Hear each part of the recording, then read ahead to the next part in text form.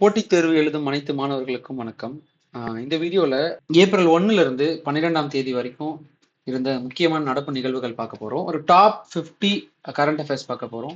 So ரொம்பவே important. இந்த 1ஆம் தேதியிலிருந்து 12ஆம் தேதி, அதாவது இன்னைக்கு வரைக்கும் இருக்கிற மொத்த கரண்ட் அஃபேர்ஸுமே முக்கியமாக ஒரு 50 கரண்ட் அஃபேர்ஸ் எடுத்து போட்டிருக்கேன்.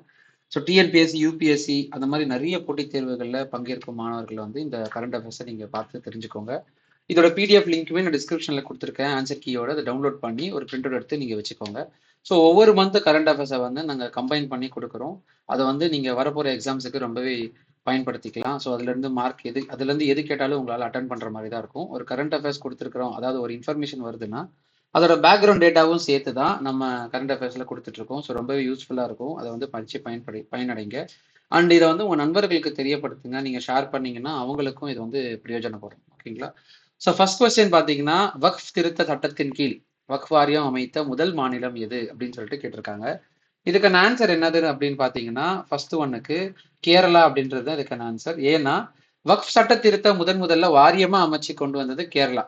வக்ஃப் அப்படின்றது ஒரு இஸ்லாமிய சட்டம். அந்த சட்டத்துல வந்து யாரெல்லாம் வருவாங்கன்னா, மதம் சார்ந்து இருக்கிறவங்க, அப்படி இல்லைன்னா வந்து தொண்டு நோக்கங்களுக்காக ஏதாவது ஒரு நிலத்தை வந்து அர்ப்பணிப்பாக, அதாவது அது கொடையா கொடுக்குற அந்த ஒரு சட்டம் தான் வந்து வக்ஃப் சட்டம். ஆரம்ப காலகட்டத்தில் பார்த்தீங்கன்னா டெல்லி சுல்தானியை வந்து ஆட்சி செஞ்சுட்டு இருக்கும் போது ஆரம்பிக்கப்பட்ட இந்த வக்ஃப் சட்டம் பார்த்தீங்கன்னா நிறைய பேர் கொடுக்கலாம் அப்படின்ற மாதிரி இருந்துச்சு. அதுக்கப்புறம் அந்த சுல்தானியர்கள் கிட்ட இருந்து கடைசியா பார்த்தீங்கன்னா ஷேகுல் அப்படின்ற ஒரு இஸ்லாமியர்கிட்ட வந்து ஒப்படைக்கிறாங்க. அதாவது 2 கிராமங்களை வந்து சுல்தான் முய்சுதீன் சாம்கோர் அப்படின்றவர் பார்த்தீங்கன்னா 2 கிராமங்களை அர்ப்பணிக்கிறாரு அவங்களோட மதம் சார்ந்த விஷயங்களுக்காக. அதை வந்து பின்னாளில் இஸ்லாமியர்கிட்ட, அதாவது இந்த ஷேகுல் இஸ்லாமியர் அப்படின்றவர்கிட்ட ஒப்படைக்கிறாரு. போக போக ஆண்டுகள் ஆக ஆக இஸ்லாமியரோட அமைப்புகள் வந்து பெருசா வந்துகிட்டே போகுது. சில நிலங்கள் எல்லாமே வந்து அவங்களுக்கு போய் சேருது. அதனால அரசுக்கு சொந்தமாகாத மாதிரி இருக்கு. இதை வந்து அவங்களுக்கு அதை சரியா பயன்படுத்தணும், அதுல இருந்து எந்த ஒரு மாற்றமும் ஏற்படக்கூடாது அப்படின்றதுனால கொண்டு வந்ததுதான் இந்த வக்ஃப் சட்ட திருத்தம். ஆரம்ப காலகட்டத்தில் 1995ஆம் ஆண்டு வந்து இந்த வக்ஃப் சட்டமா மாறப்பட்டுச்சு. அதுல வந்து இந்த சட்டத்தின் கீழே வக்ஃப் நிலங்களை வந்து பராமரிப்பதற்காக இந்த சட்டத்தை கொண்டு வந்திருக்கிறாங்க.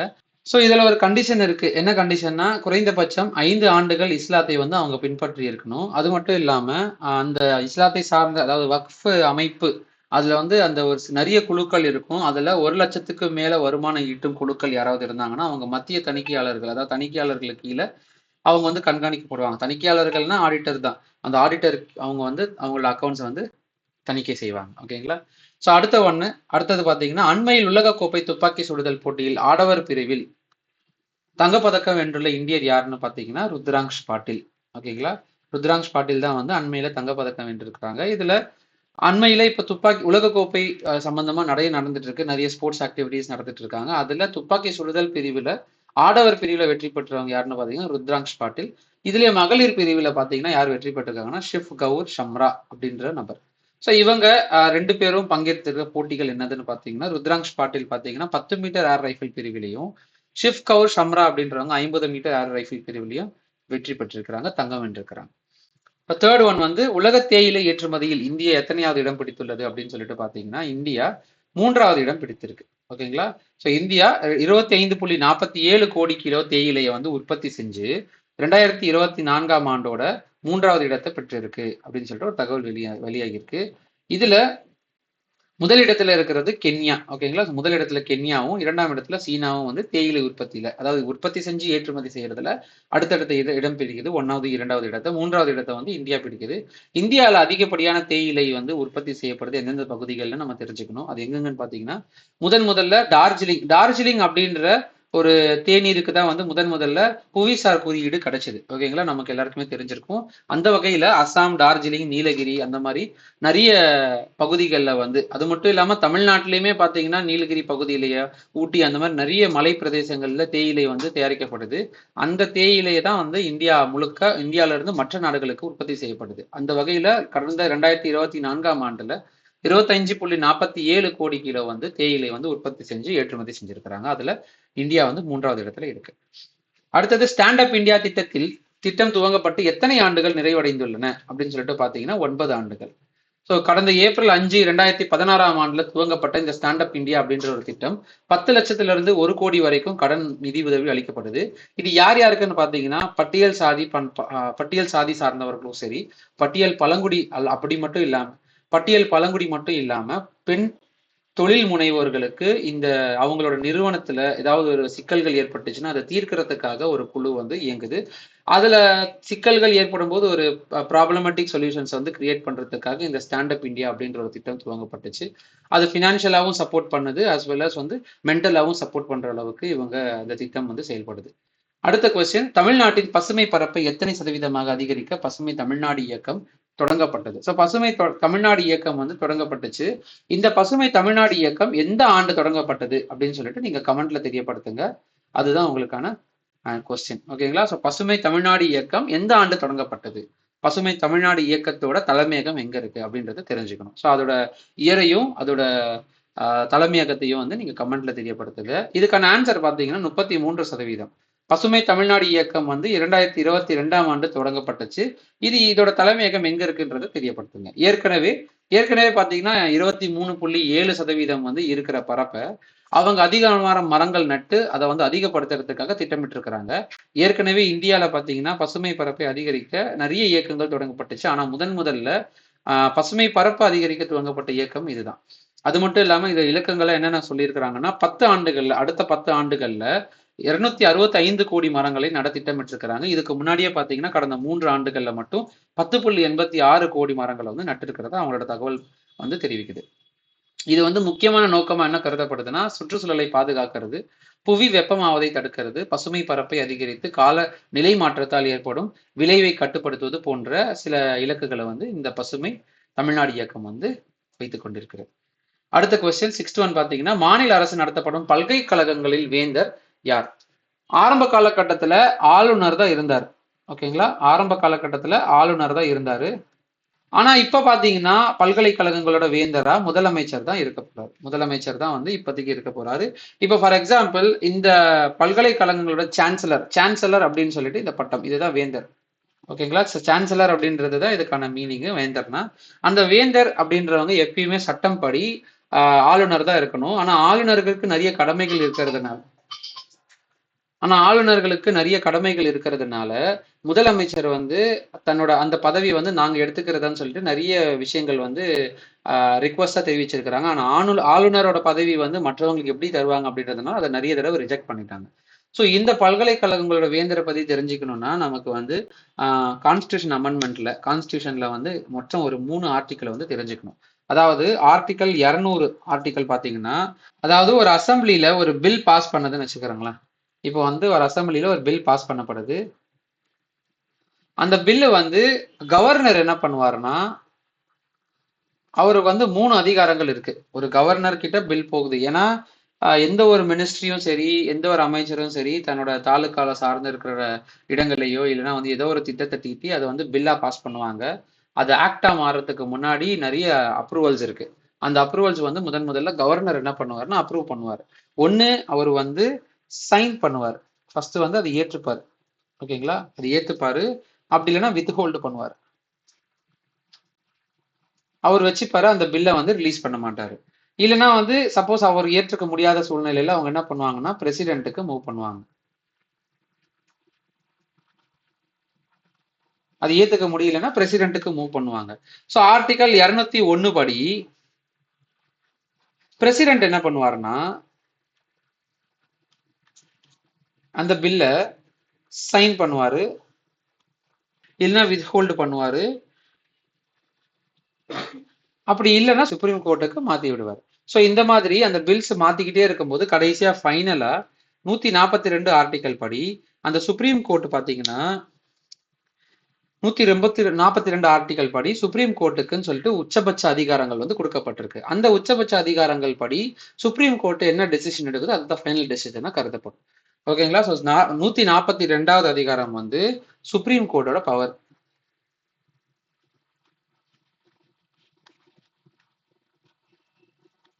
சுப்ரீம் கோர்ட்டோட மேக்சிமம் பவர் அப்படின்றது 142 ஆர்டிகல் தான் கொடுக்குது. ஸோ சுப்ரீம் கோர்ட் வந்து கண்டிப்பா அதை அக்செப்ட் பண்ணணும் இல்லை ரிஜெக்ட் பண்ணணும் அப்படின்ற மாதிரி தான் இதை ஃபாலோ ஆகும். ஓகேங்களா? ஸோ இந்த 201ல வந்து பிரசிடென்ட் வைத்துக் கொண்டிருக்கிற அந்த பில்ல வந்து எப்படி சொல்லுவாங்கன்னா, பாக்கெட் விட்டோ அப்படின்னு சொல்லிட்டு சொல்லுவாங்க. அது பாக்கெட் விட்டோ. பாக்கெட் விட்டோ அப்படின்றது அசெம்பிளில இருந்து பாஸ் ஆகுற அந்த பில்ல வந்து சப்போஸ் பிரசிடென்ட் அதை ரிலீஸ் பண்ணாம வச்சிருக்கிறாருன்னா அந்த அந்த பில்ல வந்து பாக்கெட் விட்டோ அப்படின்னு சொல்லிட்டு சொல்லுவாங்க. ஸோ இதெல்லாம் நம்ம தெரிஞ்சுக்கணும். ஓகேங்களா? ஸோ மாநில அரசு நடத்தப்படும் பல்கலைக்கழகங்களின் வேந்தரா அண்மையில யார் தேர்ந்தெடுக்கப்பட்டிருக்கிறாரு, இதுக்கப்புறம் யார் இருப்பாங்கன்னா அந்த மாநிலத்தோட முதலமைச்சரா இருப்பாங்க. ஓகேங்களா? அடுத்த கொஸ்டின். அண்மையில் புவிசார் குறியீடு அளிக்கப்பட்ட ராதுனி பகல் அரிசி எந்த மாநிலத்தை சேர்ந்ததுன்னு பாத்தீங்கன்னா ஆன்சர் மேற்கு வங்காளம். ஸோ அண்மையில நிறைய மாநிலங்கள்ல இருக்கிற பொருட்களுக்கு புவிசார் குறியீடு கொடுத்துட்டு இருக்காங்க. புவிசார் குறியீடு அப்படின்றது ஒரு பொருள் அந்த இடத்துல மட்டும்தான் விளையுது, அந்த பொருளுக்கான மதிப்பு உயர உயர அந்த இடத்தோட மதிப்பு உயரும். இப்ப எடுத்துக்காட்டுக்கு திருநெல்வேலி அப்படின்னு சொல்லிட்டு பேர் சொன்னானே உங்களுக்கு ஞாபகம் வர்றது அல்வா. திருப்பதி அப்படின்னு சொல்லிட்டு பேர் சொன்னானே உங்களுக்கு ஞாபகம் வர்றது லட்டு. பழனி அப்படின்னு சொல்லிட்டு பேர் சொன்னோடனே உங்களுக்கு ஞாபகம் வர்றது பஞ்சாமிர்தம். அந்த மாதிரி ஒவ்வொரு மாநிலத்திலையும் ஒவ்வொரு மாவட்டத்திலையும் பார்த்தீங்கன்னா சில முக்கியமான அரிசி வகைகளோ பழ வகைகளோ பொருட்களோ வந்து மனிதர்களால் உருவாக்கப்பட்ட மதிப்பு கூட்டு பொருட்கள் எல்லாமே பார்த்தீங்கன்னா ஒரு புவிசார் குறியீடு கொடுப்பாங்க. இப்ப சென்னையிலேயே அந்த இது கிடைக்குது. ஆனா ஒரு குறிப்பிட்ட இடத்துல மட்டும்தான் அது அதிக அளவுல கிடைக்கும், அது ரொம்ப சிறப்பா கிடைக்கும். அதனால அந்த இடத்துல இருக்கிற பொருட்கள் அந்த இடத்துல விளையிற பொருட்களுக்கு மட்டும் புவிசார் குறியீடு கொடுப்பாங்க. அந்த வகையில இந்த ராதுனி பகல் அப்படின்ற ஒரு அரிசியை வந்து மேற்கு வங்காளத்தோட அரிசி அதுக்கு வந்து புவிசார் குறியீடு கொடுத்துருக்காங்க. அந்த மாதிரி அண்மையில் அதோட சேர்த்து நிறைய புவிசார் குறியீடு எது கொடுத்துருக்காங்கன்னா பர்பூர் கோவா, பர்பூர்ல இருக்கிற கொய்யாக்காக்கு புவிசார் குறியீடு கிடைச்சிருக்கு. பிஸ்மிபூர் லட்டு, பிஸ்மிபூர்ல இருக்கிற லட்டுக்கு வந்து ஒரு ஜிஐ டேக் கொடுத்துருக்குறாங்க. கமர் புகார் அப்படின்ற இடத்துல வந்து ஒரு வெள்ளை போண்டா, அந்த போண்டாக்கும் வந்து ஜிஐ டேக் கொடுத்துருக்குறாங்க. ஸோ அந்த வகையில இந்த புவிசார் குறியீடோட தகவல்கள் நம்ம தெரிஞ்சுக்கணும்னா பேக்ரவுண்ட் டேட்டா, இந்த புவிசார் குறியீடு 1999ஆம் ஆண்டு வந்து கொண்டு வரப்பட்டது.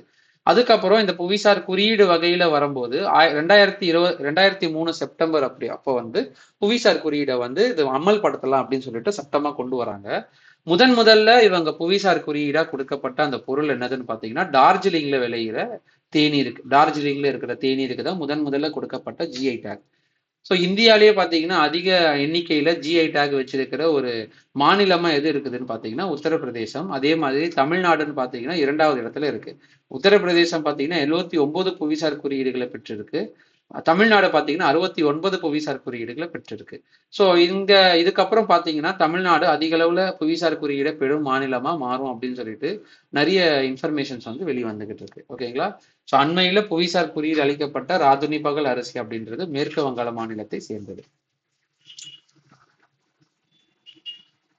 மாதவ்பூர் மேளா எங்கு நடைபெறுகிறது? இப்போ நீங்க கும்பமேளா எல்லாம் பார்த்திருப்பீங்க. அந்த மாதிரி மாதவ்பூர் அப்படின்ற இடத்துல ஒரு மேளா நடக்குது, ஒரு செலிப்ரேஷன் நடக்குது, ஒரு ஸ்பிரிச்சுவல் செலிப்ரேஷன் இல்ல ரிலீஜியஸ் வைஸா இருக்கிற செலிப்ரேஷன்.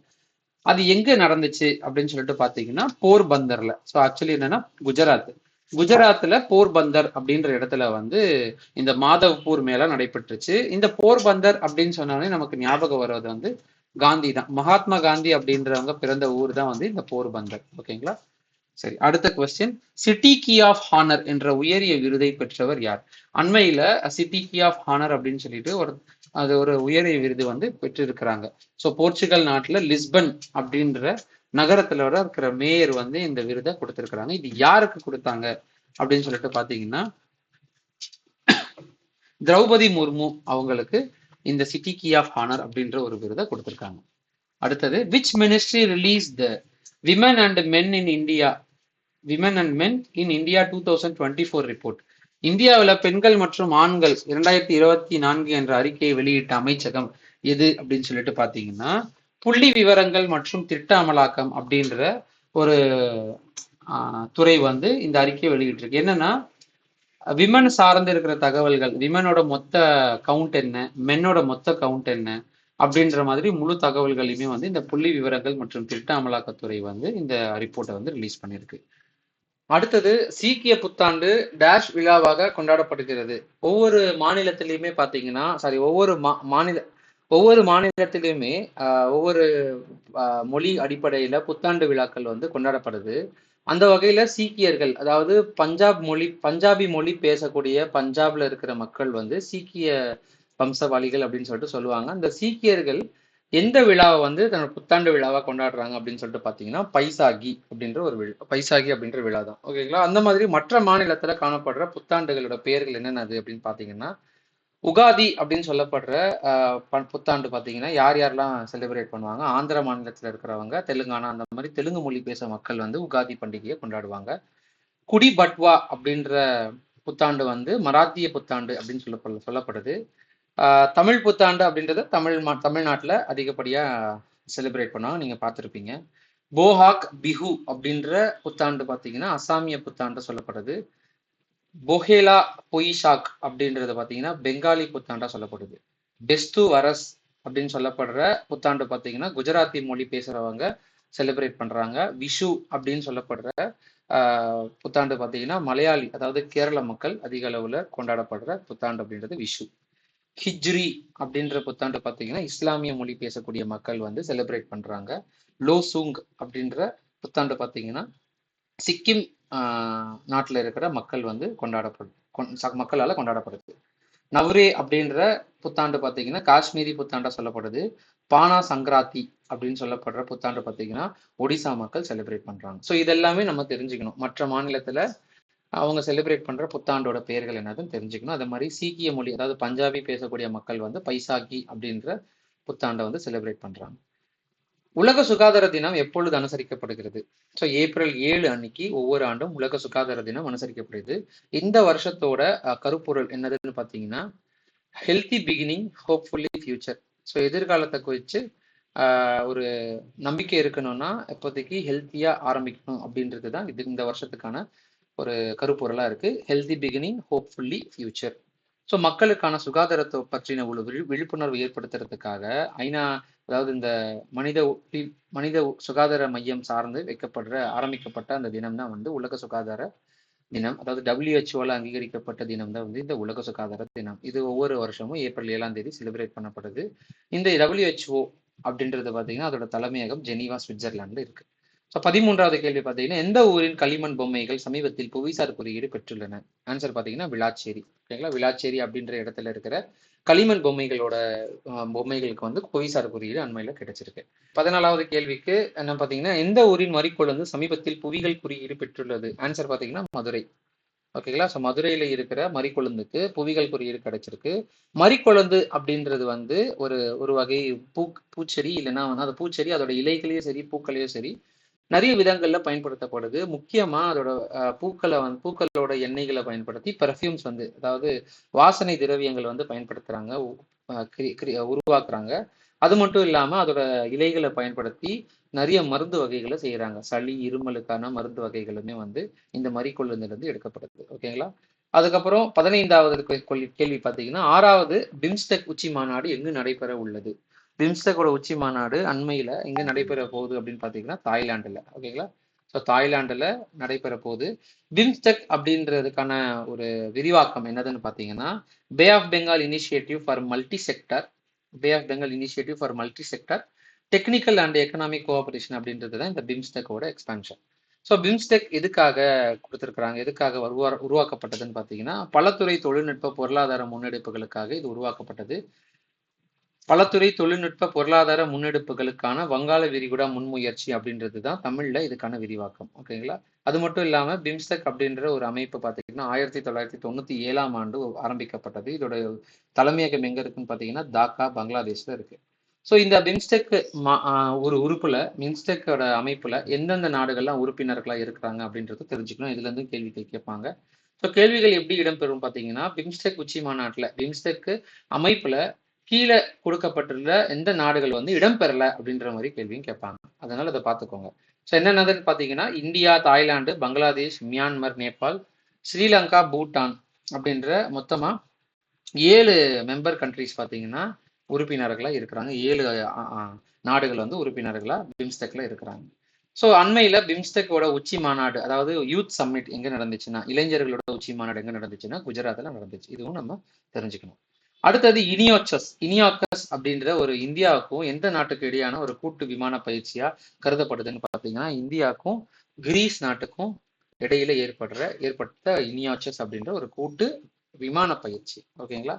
17th ஒன் பாத்தீங்கன்னா எக்ஸசைஸ் டைகர் ட்ரையம்ப் அப்படின்ற ஒரு பயிற்சி வந்து இந்தியாவுக்கும் எந்த நாட்டிற்கும் இடையே நடைபெற்ற ஒரு கூட்டு பயிற்சி ஆகும்னு பாத்தீங்கன்னா அமெரிக்கா, யுஎஸ்ஏ அப்படின்னு சொல்லப்படுற அமெரிக்காவுக்கும் இந்தியாவுக்கும் ஒரு கூட்டு பயிற்சியா எது எடுத்துக்கிட்டாங்கன்னா அதோட பேர் என்னதுன்னா எக்ஸசைஸ் டைகர் டையம்ப் அப்படின்றது. ஸோ இது எதுக்காக இந்த பயிற்சி ஏற்படுத்துறாங்கன்னு பார்த்தீங்கன்னா, மனிதநேயம் மற்றும் பேரிடர் மேலாண்மை சார்ந்து அவேர்னஸ்க்காகவும் அவங்க மக்களுக்கு அதை வெளிப்படுத்தணும் அப்படின்றதுக்காகவும் இது உருவாக்கப்பட்டுச்சு இந்த கூட்டு பயிற்சி. இது எங்க நடந்துச்சுன்னு பார்த்தீங்கன்னா விசாகப்பட்டினத்துல நடந்துச்சு. ஓகேங்களா. பிரதமரின் தனி செயலாளராக நியமிக்கப்பட்டவர் யார்? ஸோ அண்மையில் பிரதமரோட தனி செயலாளர் பர்சனல் செக்ரட்டரியா யாரும் வந்து நியமிக்கப்பட்டிருக்காங்கன்னு பார்த்தீங்கன்னா நிதி திவாரி அப்படின்றவங்க. ஸோ நிதி திவாரி 2014 ஆண்டுல IFS அதிகாரியா தேர்ந்தெடுக்கப்பட்டாங்க. இவங்க வாரணாசியை சேர்ந்தவங்க, அதனாலேயே இவங்க வந்து தேர்ந்தெடுத்திருக்கிறாரு பிரதமர் நரேந்திர மோடி. இதுக்கு முன்னாடி அப்போ பேலன்ஸ் இருக்கிற நபர்கள் யார் யாருன்னு பார்த்தீங்கன்னா அஜய் சேதி அப்படின்றவங்க பொருளாதார செயலாளராக இருக்கிறார் இப்போதைக்கு. டிவி சோமநாதன் அப்படின்றவங்க வந்து கேபினட் செயலாளராக இருக்கிறாங்க. அது மட்டும் இல்லாம சக்திகாந்த தாஸ் வந்து தலைமை செயலராக இருக்கிறாங்க. இதுக்கு முன்னாடி சக்திகாந்த தாஸ் வந்து RBI கவர்னராக இருந்திருக்கிறார் அப்படின்றது குறிப்பிடத்தக்கது. 19வது வந்து உட்கல் திவாஸ் என்று கூறப்படும் மாநில தினம் எதனுடையது? ஸோ இந்த ஒவ்வொரு மாநிலத்துக்கும் ஒவ்வொரு தினம் ரொம்பவே செலிப்ரேட் ஆனது. இப்போ ஃபார் எக்ஸாம்பிள் தமிழ்நாட்டில் பார்த்தீங்கன்னா தமிழ் மொழியில தைத்திங்கள் முதல் நாள் பொங்கல் ஃபெஸ்டிவல் நம்ம செலிப்ரேட் பண்ணுவோம். அதுதான் தமிழர் திருநாளும் சொல்லப்படுது. அந்த மாதிரி உட்கல் திவாஸ் அப்படின்றது எந்த மாநிலத்தை சேர்ந்த முக்கியமான ஒரு ஃபெஸ்டிவல் அப்படின்னு சொல்லிட்டு பார்த்தீங்கன்னா ஆன்சர் வந்து ஒடிசா. ஸோ ஏப்ரல் 1ஆம் தேதி அன்று மாநில தினமாக ஒடிசா மாநிலத்தில் உட்கல் திவாஸ் வந்து கொண்டாடப்படுது. 1936ஆம் ஆண்டிலிருந்து பீகாரை வந்து ஒடிசால இருந்து பிரிக்கப்பட்டது வரைக்கும் 1936ஆம் ஆண்டு பீகார்ல இருந்து ஒடிசா வந்து தனியா பிரிக்கப்பட்டுச்சு. அப்பதுல இருந்து இந்த உட்கல் திவாஸை வந்து செலிப்ரேட் பண்ணிட்டு இருக்காங்க. ஸோ இதுவுமே வந்து கொஸ்டின்ல நிறைய தடவை கேட்டிருக்காங்க. எந்த ஆண்டு வந்து ஒடிசா பீகார்ல இருந்து பிரிக்கப்பட்டுச்சு? ஸோ தமிழ்நாட்டிலே நிறைய மாவட்டங்கள் வந்து இன்னொரு மாவட்டத்துல இருந்து பிரிக்கிறது பார்த்துருப்போம். அந்த மாதிரி பீகார்ல ஒன்று சேர்ந்திருந்த ஒடிசாவை வந்து தனியா ஒரு மாநிலமா பிரிச்சாங்க.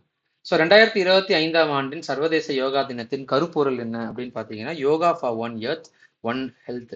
ஸோ யோகா தெரியும், யோகா இன்டர்நேஷனல் யோகா டே வந்து ஒவ்வொரு வருஷமும் ஜூன் 21ஆம் தேதி செலிப்ரேட் பண்ணப்படுது.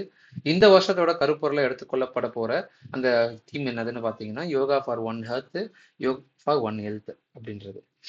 வெற்றிலைக்கு புவிசார் குறியீடு வழங்கப்பட்ட மாநிலம் எது அப்படின்னு சொல்லிட்டு பார்த்தீங்கன்னா வெற்றிலைக்கு தெரியும்ல, கும்பகோணம் வெத்தலை தான் நமக்கு எல்லாமே ஃபேமஸ். ஸோ கும்பகோணத்துல இருக்கிற வெற்றிலைக்கு தான் வந்து புவிசார் குறியீடு வந்து கொடுத்துருக்குறாங்க. ஸோ கும்பகோணம் வெத்தலை அப்படின்றது நமக்கு நிறைய பேருக்கு பாடல் வரிகளையுமே தெரிஞ்சிருக்கும். ஸோ அதை மறக்கிறதுக்கு வாய்ப்பே இல்லை. ஏன்னா நிறைய தமிழ் பாடல்களை வந்து புவிசார் குறியீடு சம்பந்தமா போட்டிருப்பாங்க. இப்ப சாமி படத்துல வர அந்த திருநெல்வேலி அல்வா சாங் நீங்க பார்த்துருக்கீங்கன்னா நிறைய புவிசார் குறியீடு வந்து கொடுத்துருப்பாங்க. அந்த பாட்டு நீங்க ஒரு தடவை கேட்டு பாருங்க. ஒவ்வொரு பேரையும் சொல்லி ஒவ்வொரு பொருளையும் வந்து சொல்லியிருப்பாங்க. அது எல்லாமே புவிசார் குறியீடா கொடுத்துருக்குறாங்க. ஓகேங்களா. இப்போ திருநெல்வேலி அல்வா, திருச்சி மலைக்கோட்டை. ஸோ திருச்சி மலைக்கோட்டை ஒரு மலைக்கெல்லாம் கொடுக்க மாட்டாங்க. திருச்சியில் ஏதாவது ஒரு ஃபேமஸ் இருக்கும். அதுல வந்து ஒவ்வொரு இடத்தோட பேரை சொல்லி ஒவ்வொரு பொருளோட பேர் சொல்லியிருப்பாங்க. அது எல்லாமே அங்கே ஃபேமஸாக இருக்கும். கண்டிப்பாக அந்த பொருள் வந்து அந்த இடத்துக்கான புவிசார் குறியீடு பெற்றிருக்கும். ஸோ புவிசார் குறியீடு வந்து ஒவ்வொரு வருஷத்துலையுமே, அதாவது ஒவ்வொரு 10 வருஷத்துக்கு ஒரு தடவை வந்து அதை ரினியூ பண்ணிக்கிட்டே இருக்கணும். அந்த பொருள் வந்து சப்போஸ் அது பேர் பெறலைன்னா அந்த புவிசார் குறியீடு ரத்து செய்யப்படும். ஸோ அதுக்கப்புறம் திருப்பி என்ன பேர் பெற்றிருக்குன்னா அந்த புவிசார் குறியீடு வந்து திருப்பி 10 வருஷத்துக்கு ஒரு தடவை ரினியூ பண்ணிக்கிட்டே இருப்பாங்க. ஸோ தமிழ்நாடு இது வரைக்குமே பார்த்தீங்கன்னா 79 பொருளுக்கு வந்து பார்த்துருப்போம் இல்லையா. 69 பொருளுக்கு வந்து GI டேக் வந்து பெற்றிருக்கு, 2வது இடத்துல இருக்கு. ஸோ தமிழ்நாடு வந்து அடுத்த ஒரு 10 வருஷத்துல பார்த்தீங்கன்னா 10,000 பொருள்களுக்கு GI டேக் வாங்குறதா திட்டமிட்டிருக்கிறாங்க. ஓகேங்களா. அடுத்தது 22வது கேள்வி பார்த்தீங்கன்னா அண்மையில் வெளியிடப்பட்ட த கிரேட் கன்சிலியேட்டர் என்ற புத்தகத்தின் ஆசிரியர் யாருன்னு பார்த்தீங்கன்னா லால் பகதூர் சாஸ்திரி அப்படின்றவங்க தான். ஸோ லால் பகதூர் சாஸ்திரி அப்படின்றவர் பார்த்தீங்கன்னா உங்களுக்கு நிறைய பேருக்கு ஃப்ரீடம் ஃபைட்டர் அப்படின்றது தெரியும். சுதந்திர போராட்டத்திற்காக நிறைய அளவில் பேசப்பட்ட ஒரு நபர். அவங்களோட பங்கு இல்லாமல் சுதந்திரம் அப்படின்றது கிடைச்சிருக்காது. ஸோ அவர் தான் வந்து ஜெய் ஜவான் ஜெய் கிசான் அப்படின்ற ஒரு முழக்கத்தை வந்து சுதந்திர போராட்டத்துக்கு அப்போ அறிமுகப்படுத்தினார். கொஸ்டின் கேட்பாங்க, ஜெய் ஜவான் ஜெய் கிசான் அப்படின்ற முழக்கத்தை கொண்டு வந்த அந்த சுதந்திர போராட்ட வீரர் யாருன்னு கேட்பாங்க. லால் பகதூர் சாஸ்திரி அப்படின்றது நம்ம கொஸ்டின் எழுதணும். எந்த அமைப்பு ஃப்ராம் 2 திட்டத்தை தொடங்கியது? அண்மையில ஃப்ராம் 2 அப்படின்ற திட்டத்தை தொடங்கிய அமைப்புன்னு பார்த்தீங்கன்னா ஸ்பேஸ் எக்ஸ். உலகத்தோட துருவங்கள், இப்போ ஒரு ஏர்த் இருக்குன்னா ஏர்த்தோட 2 துருவங்கள் இருக்கு. நார்த் போல் இருக்கும், சவுத் போல் அப்படின்றது இருக்கும். ஸோ இந்த 2 துருவங்களோட மையத்துல போயிட்டு ஆராய்ச்சி செய்யறதுக்காக அனுப்பப்பட்ட செயற்கைகளோட பேர் தான் வந்து ஃப்ராம் 2. ஓகேங்களா? அது ஸ்பேஸ் எக்ஸ் மூலியமா செலுத்தப்பட்டுச்சு. அதுல 4 பேர் கொண்ட குழு வந்து இது ஆராய்ச்சியை ஏற்படுத்துவாங்க. இப்போ மியாமி ஓப்பன் 2025 பெண்கள் ஒற்றையர் பிரிவில் அண்மையில் வென்றவங்க யாருன்னு சொல்லிட்டு பார்த்தீங்கன்னா அரீனா சபலங்கா அப்படின்ற நபர்.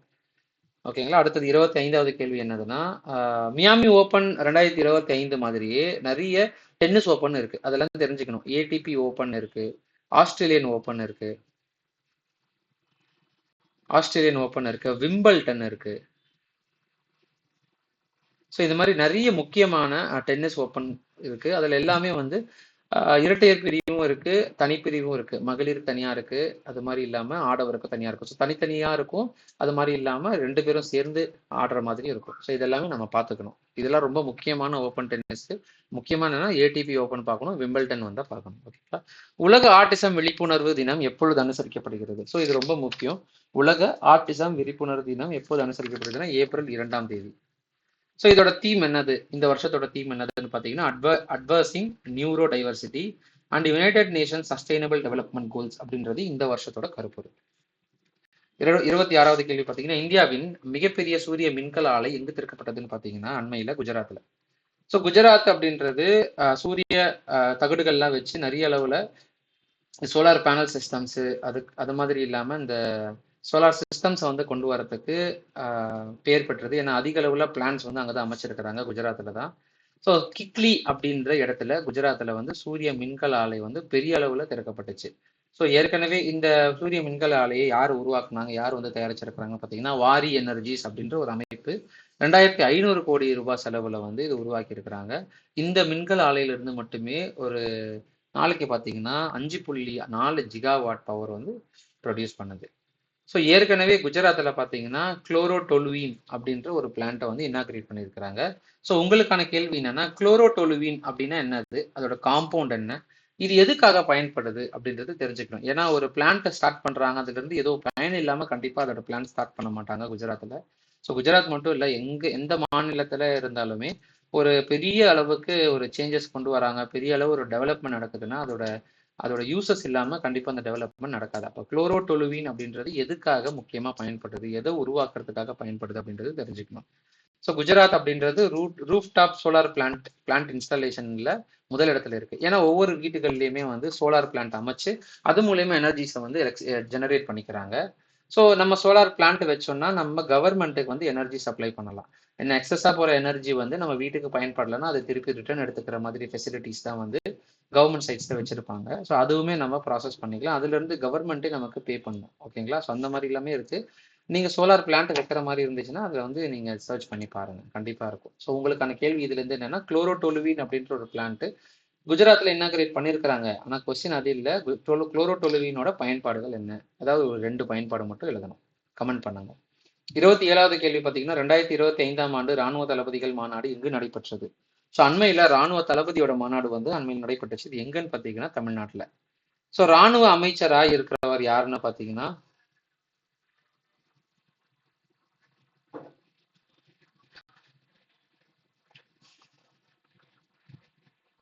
2025ஆம் ஆண்டு ராணுவ தளபதிகள் மாநாடு எங்கு நடைபெற்றதுன்னு பார்த்தீங்கன்னா ஆன்சர் வந்து புதுடெல்லி. இப்போ அண்மையில ராணுவ அமைச்சரா யார் இருக்கிறாருன்னு பார்த்தீங்கன்னா ராஜ்நாத் சிங் தான் இருக்கிறாரு.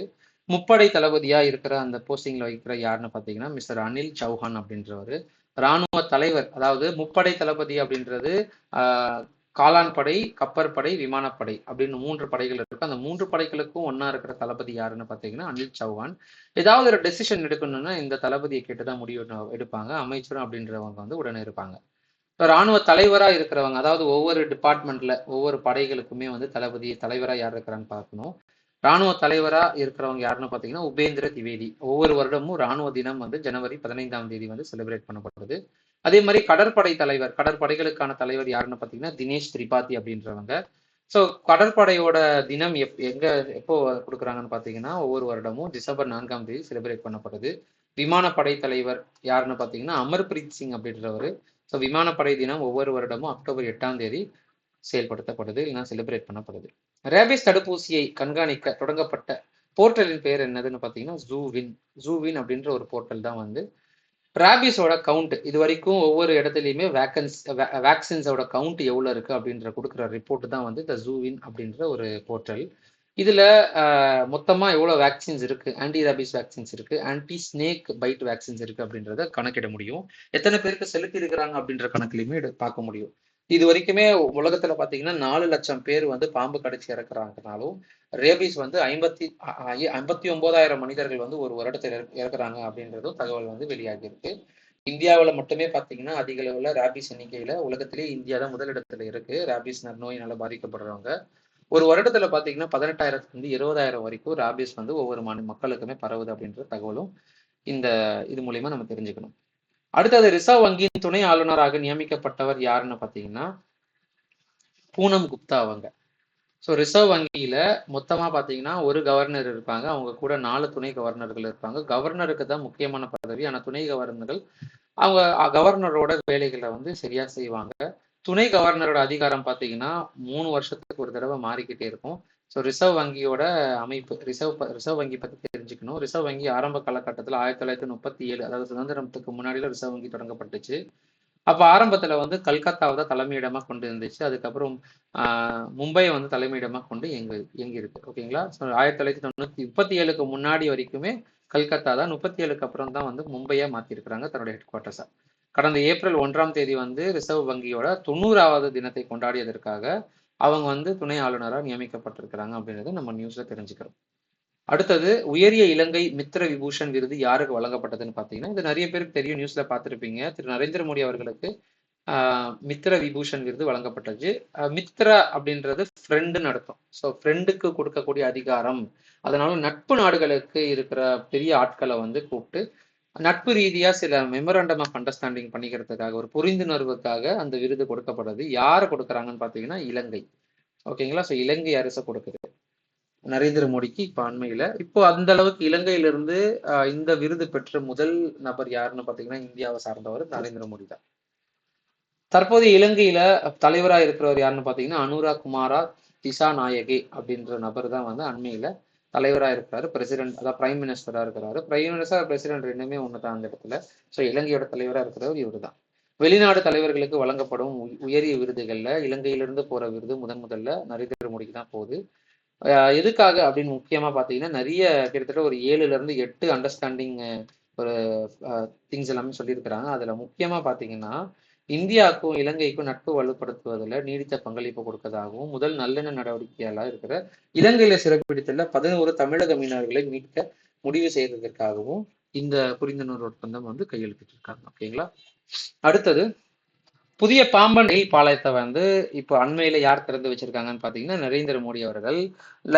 பாம்பன் ரயில் பாலம் வந்து பழைய ரொம்ப வருடத்துக்கு முன்னால் கட்டப்பட்டிருந்தாலும் இது ரெனோவேட் பண்ணி புதிய ரயில் பாலத்தை வந்து புதுசா கட்டிருக்கிறாங்க அது பக்கத்துலயே. அது வந்து அண்மையில நரேந்திர மோடி அவர்கள் திறந்து வச்சிருக்கிறாரு. ஸோ 1914ஆம் ஆண்டுல வந்து முதல்ல பாம்பன் ரயில் பாலம் வந்து கட்டப்பட்டுச்சு. எங்கெங்கன்னு பாத்தீங்கன்னா ராமேஸ்வரம் மற்றும் ராமநாதபுரம் ரெண்டுத்துக்கும் இடையில வந்து கட்டப்பட்டுச்சு. ஆனா இப்போ வந்து அதுக்கு பக்கத்திலேயே வந்து 506 கோடி ரூபாய் செலவுல வந்து புனரமைக்கப்பட்டுச்சு. இந்தியாவில முதல்ல உருவாக்கப்பட்ட கடல் வழியில போகிற பாலம் வந்து இதுதான், பாம்பன் ரயில் பாலம் தான். அதை விட உலகத்துல இருக்கிற மிக உயரமான பாலம் எது அப்படின்னு சொல்லிட்டு பாத்தீங்கன்னா ஜம்மு காஷ்மீர்ல இருக்குது. அதோட நீளமான கடல் பாலம், கடல் வழியில போற நீளமான பாலம் எதுன்னு பாத்தீங்கன்னா அடல் சேது பாலம். ஸோ இதோட நீளம் மட்டுமே 21.8 கிலோமீட்டர். சரிங்களா? அடுத்தது நெட்வொர்க் தயார் நிலை குறியீட்டில் இந்தியாவின் தரநிலை என்ன? நெட்வொர்க் தயார் நிலை குறியீட்டில் இந்தியாவின் தரநிலை என்னன்னு பாத்தீங்கன்னா 36வது. ஓகேங்களா? ஸோ இந்த தரநிலை வந்து உலகத்துல 170 நாடுகளை வச்சு கணக்கிட்டதுல 36வது இடத்துல இந்தியாவோட தரநிலை இருக்கு. அடுத்தது ஒரு மாநிலம் ஒரு பிராந்திய ஊரக வங்கி திட்டத்தை எந்த அமைச்சகம் தொடங்க உள்ளது? ஆன்சர் என்னதுன்னு பாத்தீங்கன்னா நிதி அமைச்சகம், நிதித்துறை அமைச்சகம் அப்படின்றது வந்து one state one regional rural bank அப்படின்ற ஒரு அமைப்பை வந்து திட்டத்தை வந்து தொடங்கி இருக்கிறாங்க. இது மூலியமா பிராந்திய ஊரக வங்கிகள்ல இருந்து ரீஜனல் பேங்க்ஸா கொஞ்சம் கொண்டு வர போறாங்க. அது வந்து 48 சின்ன ஊரக வங்கிகளை வந்து பெரிய அளவுக்கு மாத்த போறாங்க. அதுல இருந்து 28ஆக குறைக்கிறாங்க. ஸோ 28ஆக குறைச்சு பேலன்ஸ் வந்து 20 பிராந்திய ஊரக வங்கிகளை மாத்துறாங்க. அது மூலயமா கிராமங்கள்ல வசிக்கும் சிறு விவசாயிகள், வேளாண் தொழிலாளர்கள் மற்றும் கைவினை கலைஞர்களுக்கு கடன் உதவி தரத்துக்காக இந்த மாதிரி திட்டத்தை வந்து கொண்டு வராங்க. ஸோ இந்த பிராந்திய ஊரக சட்டம் பிராந்திய ஊரக சட்டம் முதல்ல 1976ஆம் ஆண்டு வந்து தொடங்கப்பட்டுச்சு. சரிங்களா, இந்த தகவல்லாம் ரொம்ப முக்கியம், பார்த்துக்கோங்க. அடுத்தது 34வது வந்து வந்தனா கட்டாரியா எந்த விளையாட்டுடன் தொடர்புடையவர்னு பார்த்தீங்கன்னா ஹாக்கி. ஸோ வந்தனா கட்டாரியா உத்தரகாண்ட் மாநிலத்தை சேர்ந்தவங்க. இவங்க வந்து ஹாக்கி விளையாட்டுல சார்ந்தவங்க இருக்கிறாங்க. இவங்க ஹாக்கி விளையாட்டு தொடர்புடையவங்க. அது மட்டும் இல்லாம 2021ஆம் ஆண்டு அர்ஜுனா விருதும் 2022ஆம் விருது பத்மஸ்ரீ விருதும் வந்து பெற்றிருக்கிறாங்க. அது மட்டும் இல்லாம ஹாக்கி போட்டியை சேர்ந்த ஹாக்கி கேமை சேர்ந்த வந்தனா கட்டாரியா தான் வந்து முதல்ல ஹேட்ரிக் கோல் அடிச்ச ஒரு நபர். ஓகேங்களா, இது வரைக்குமே ஹேட்ரிக் கோல் அடிச்சு ஹாக்கியில பாத்தீங்கன்னா யாருமே இல்லை, இவங்க மட்டும்தான். உரங்கா புலி என்று அழைக்கப்படுபவர் யாருன்னு பாத்தீங்கன்னா மூக்கையா தேவர். அண்மையில மூக்கையா தேவரோட சிலையை வந்து இப்போ திறந்து வைக்க போறதா தெரிவிச்சிருக்கிறாங்க சிலம்பட்டியில. சரிங்களா, அது சம்பந்தமா நியூஸ் வந்ததுனால அவங்கள சார்ந்து இருக்கிற இன்ஃபர்மேஷன் நம்ம கலெக்ட் பண்ணணும். அதனால மூக்கையா தேவரை தான் வந்து தமிழ்நாட்டுல உரங்கா புலி அப்படின்ற ஒரு பேரா சொல்லுவாங்க. இவர் ஒரு கட்சியை சார்ந்து ஒரு தலைவராக கருதப்பட்டு நிறைய போராட்டங்களை வந்து செஞ்சு மக்களுக்கு நிறைய விஷயங்களை செஞ்சிருக்கிறாங்க. அடுத்தது கயல் திட்டம் எதனோடு தொடர்புடையது? கயல் திட்டம் எதனோடு தொடர்புடையது அப்படின்னு சொல்லிட்டு பாத்தீங்கன்னா மீனவர், அதாவது மீன் வளத்துக்காக, ஓகேங்களா, பொருளாதார மேம்பாட்டிற்காக மீனவ மக்கள் மீன்வளம் சார்ந்து தொடர்புடைய இந்த கயல் திட்டம் மீனவ மகளிருக்கு பொருளாதார மேம்பாட்டிற்காக கடனுதவி கொடுக்கக்கூடிய திட்டமா செயல்படுறது. அது மட்டும் இல்லாம பால் வளத்துறை சார்ந்த ஒரு திட்டமா இப்ப வந்து வெண் நிதி அப்படின்னு ஒரு திட்டத்தை வந்து தொடர்ந்து இருக்கிறாங்க. இதுல வந்து பால் வளத்துறை, அதாவது பால் வளத்துறை சார்ந்து மாடு வளர்க்குறவங்க சரி, அது சம்பந்தமா பால் உற்பத்தி செய்யறவங்களுக்கு கடனுதவி கொடுக்கறதுக்காக உருவாக்கப்பட்ட ஒரு திட்டம் தான் வந்து வெண் நிதி. அதே மாதிரி கயல் திட்டம் பார்த்தீங்கன்னா மீன் மகளிர், அதாவது மீனவ மகளிர்களுக்கு கொடுக்கப்படும் பொருளாதார திட்டம் தான் வந்து பொருளாதார உதவி திட்டம் தான் கயல் திட்டம். பூஜ்ய வறுமை P4 திட்டத்தை தொடங்கிய மாநிலம் எது அப்படின்னு சொல்லிட்டு பாத்தீங்கன்னா ஆந்திரா. 2047க்குள்ள வறுமை ஒழிப்பதற்காக அந்த மாநில அரசு வந்து திட்டமிட்டு இருக்கு. அது வகையில P4 அப்படின்ற ஒரு திட்டம் மூலியமா வறுமை அப்படின்ற இருக்கக்கூடாது அப்படின்னு ஒரு திட்டத்தை வச்சு 2047க்குள்ள ஒரு டார்கெட்டை செட் பண்ணியிருக்கிறாங்க.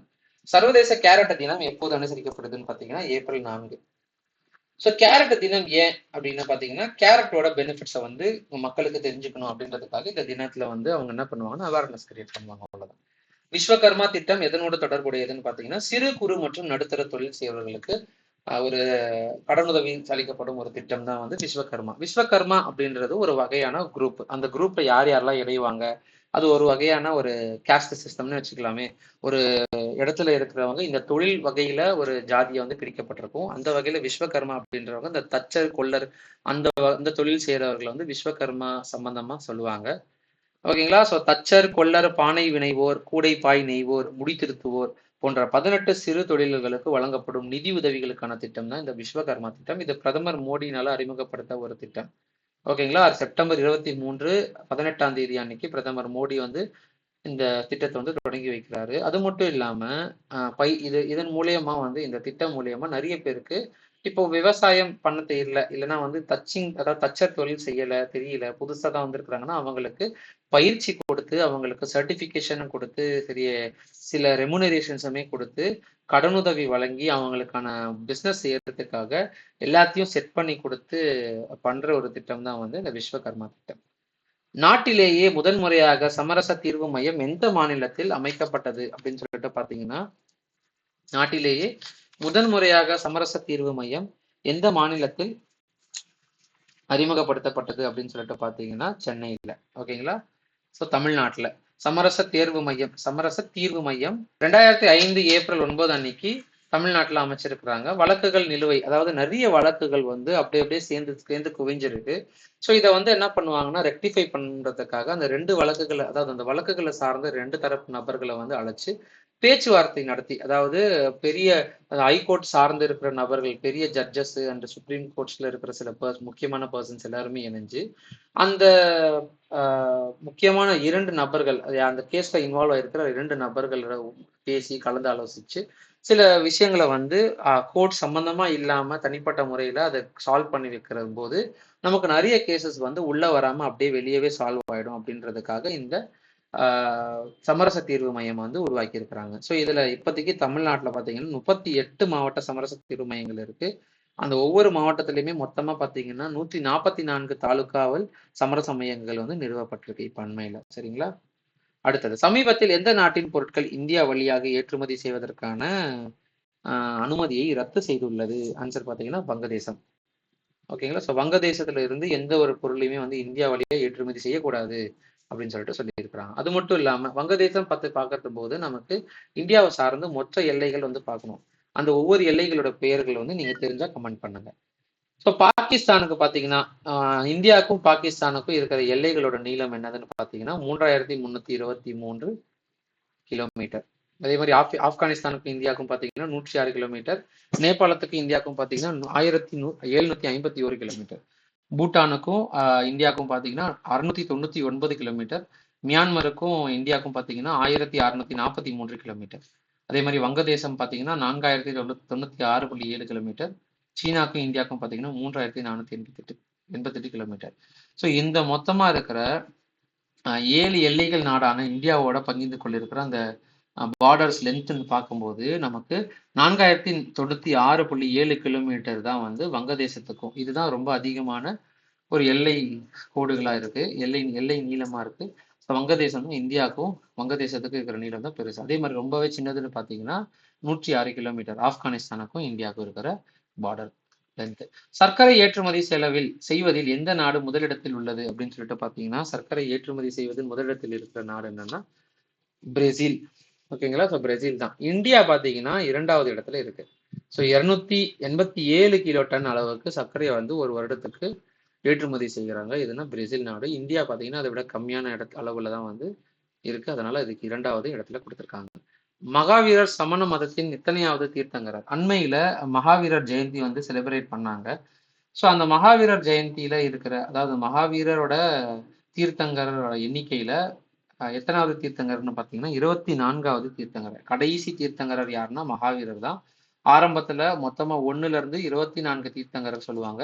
தீர்த்தங்கரர்கள் அப்படின்றது பார்த்தீங்கன்னா சமண மதத்தை ஃபாலோ பண்ணுவாங்க. சமண மதத்தோட முற்றும் துறந்த ஞானியா வந்து தீர்த்தங்கரர் அப்படின்னு சொல்லிட்டு சொல்லுவாங்க. முதல்ல தோன்றின தீர்த்தங்கள் யாருன்னு பார்த்தீங்கன்னா ரிஷபர் அப்படின்னு சொல்லிட்டு சொல்லப்படுற தீர்த்தங்கரர் தான் வந்து முதல்ல தோன்றின தீர்த்தங்கர்.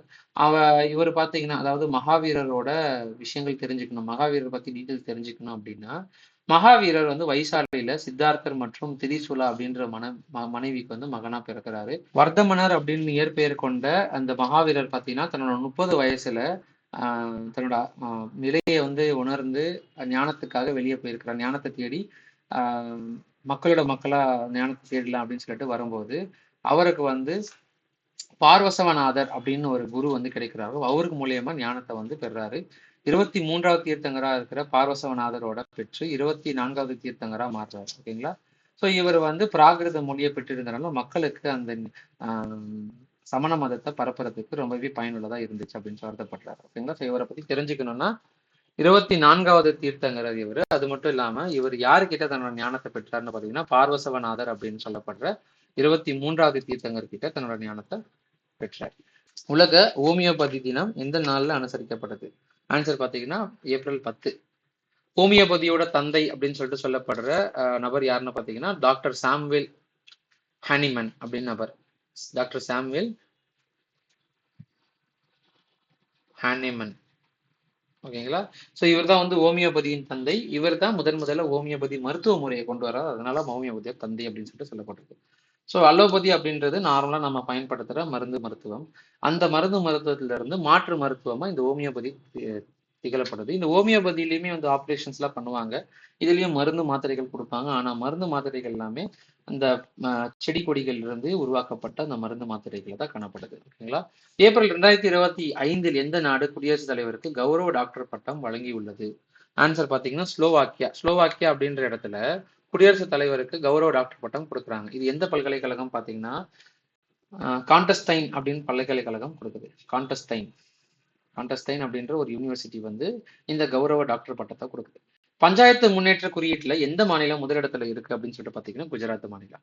ஓகேங்களா. அடுத்தது பார்க்கின்சன் தினம் எப்பொழுது அனுசரிக்கப்படுகிறது அப்படின்னு சொல்லிட்டு தெரிஞ்சுக்கணும்னா நமக்கு பார்க்கின்சன் தினம் வந்து ஏப்ரல் 12ஆம் தேதி. ஓகேங்களா. ஸோ ஏப்ரல் 12 வந்து பார்க்கின்சன் தினம் எப்பொழுது அனுசரிக்கப்படுகிறதுன்னு பார்த்தீங்கன்னா ஏப்ரல் 11. ஒவ்வொரு ஆண்டும் பார்க்கின்சன் தினம் வந்து ஏப்ரல் 11 அனுசரிக்கப்படுது. பார்க்கின்சன் நோய்னா என்னது, அது எதனால ஏற்படுது அப்படின்னு சொல்லிட்டு ஒரு அவேர்னஸ் கிரியேட் பண்றதுக்காக இந்த தினம் செலிப்ரேட் பண்றது. தேசிய பழங்குடி இளைஞர் விழா எங்கு நடைபெற்றது? அண்மையில மிசோரம் அப்படின்ற இடத்துல வந்து தேசியர் பழங்குடி இளைஞர் விழா வந்து நடைபெற்றுச்சு. கேல்சி அப்படின்ற இடத்துல வந்து மிசோரத்துல இந்த பழங்குடி இளைஞர் விழா நடந்துச்சு. இந்த பழங்குடி இளைஞர் விழா நடக்கிறதுக்கு முக்கியமான காரணமா இருக்கிறது யாருன்னு பாத்தீங்கன்னா பிர்சா முண்டா அப்படின்றவரு. பிர்சா முண்டா 150வது பிறந்த நாளை முன்னிட்டு தான் தேசிய பழங்குடி இளைஞர் விழா நடந்துச்சு.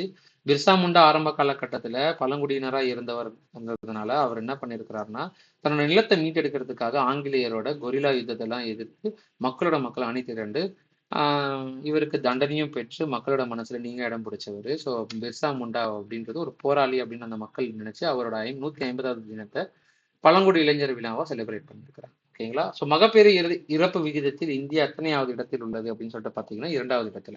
ஸோ மகப்பேறு இறப்பு, அதாவது லேபர் டெத்து. லேபர் டெத்துனா தாயும் சரி சேயும் சரி, இந்த ரெண்டுலயுமே யாரோ ஒருத்தர் இறக்குற அந்த விகிதத்துல வந்து இந்தியா எத்தனையாவது இடத்துலன்னா 2வது இடத்துல. முதல் பட்டியலில் பாத்தீங்கன்னா நைஜீரியா இருக்கு. அடுத்தது 2028ஆம் ஆண்டு ஒலிம்பிக் போட்டி எங்க நடைபெற உள்ளதுன்னு சொல்லிட்டு பாத்தீங்கன்னா லாஸ் ஏஞ்சலஸ்ல LA அமெரிக்கால இருக்கிற லாஸ் ஏஞ்சலஸ்ல வந்து 2028ஆம் ஆண்டு ஒலிம்பிக் போட்டி நடைபெற்றுச்சு. இதுக்கு முன்னாடி 4 வருஷத்துக்கு முன்னாடி இருந்த ஒலிம்பிக் போட்டி எந்த இடத்துல நடைபெற்றுச்சு அப்படின்னு சொல்லிட்டு கமெண்ட்ல தெரியப்படுத்துங்க. ஸோ வேற ஏதாவது தகவல் வேணும் நீங்க கமெண்ட்ல தெரியப்படுத்துங்க. அடுத்த வீடியோல உங்களை சந்திக்கிறேன். இந்த டாப் 50 கரண்ட் அஃபேர்ஸ் நீங்க படிச்சுக்கோங்க. ஸோ இதுல இருந்து டெஸ்ட் பாத்தீங்கன்னா நாளைக்கு, அதாவது 13ஆம் தேதி வந்து இதுல இருந்து டெஸ்ட் இருக்கும். நம்ம ஆப்ல சொல்லியிருக்கிறோம் இல்லைங்களா, ஆப்போட இன்ஃபர்மேஷன் நான் இப்போ சைட்ல கொடுக்குறேன் பாருங்க. நம்ம அதாவது பிளே ஸ்டோர்ல போயிட்டு சிற்பிகள் IAS அகாடமி போட்டீங்கன்னா உங்களுக்கு ஆப் டிஸ்பிளே ஆகும். அந்த ஆப்பை கிளிக் பண்ணி இன்ஸ்டால் பண்ணுங்க. உங்க ஃபோன் நம்பர் கொடுத்து ரெஜிஸ்டர் பண்ணுங்க. ஒன்ஸ் ரெஜிஸ்டர் பண்ணி முடிச்சதுக்கு அப்புறம் கீழே பேட்சஸ் அப்படின்னு சொல்லிட்டு கிளிக் பண்ணுவீங்க. ஒன்ஸ் பேட்சஸ்ல போனீங்கன்னா ஆட் பேட்சஸ்ல நியூஸ் பேட்ச் அப்படின்னு சொல்லிட்டு கொடுங்க. NEWS BATCH நியூஸ் பேட்ச்னு கொடுத்தீங்கன்னா உங்க நேம் டீடைல்ஸ் எந்த டேட்ல இருந்து ஸ்டார்ட் பண்றீங்க அப்படின்ற மாதிரிலாம் டீடைல்ஸ் கேட்கும். அதை கொடுத்துட்டு என்டர் ஆகுங்க. என்டர் ஆனதுக்கு அப்புறம் நான் அக்செப்ட் பண்ணிடுவேன். நம்ம டீம் சார்ந்த யாராவது நபர் அக்செப்ட் பண்ணதுக்கு அப்புறம் மேல வந்து ஸ்க்ரால் பண்ணி ரைட் ஸ்க்ரால் பண்ணி டெக்ஸ்ட்னு சொல்லிட்டு ஒரு ஆப்ஷன் இருக்கும். அந்த டெஸ்ட்ல போயிட்டு உங்களுக்கு வந்து ஆப்ல வந்திருக்கிறவங்க எல்லாருக்குமே அசைன் பண்ணப்படும். அந்த வகையில அந்த டெஸ்ட்டை வந்து கிளிக் பண்ணி பேசிக் இன்ஸ்ட்ரக்ஷன்ஸ்லாம் முடிச்சு டெஸ்ட் அட்டென்ட் பண்ணுங்க. உங்களுக்கு ஆன்சர் உடனே தெரிஞ்சிடும். ஓகேங்களா? ஸோ வேறு ஏதாவது தகவல் இல்லைன்னா கமெண்ட்ல தெரியப்படுத்துங்க. அண்ட் இந்த வீடியோ உங்கள் நண்பர்களுக்கு ஷேர் பண்ணுங்க. புதுசாக நீங்கள் இப்போ பார்க்குறீங்கன்னா நம்ம சேனலை ஃபாலோ பண்ணுங்க. தேங்க்யூ.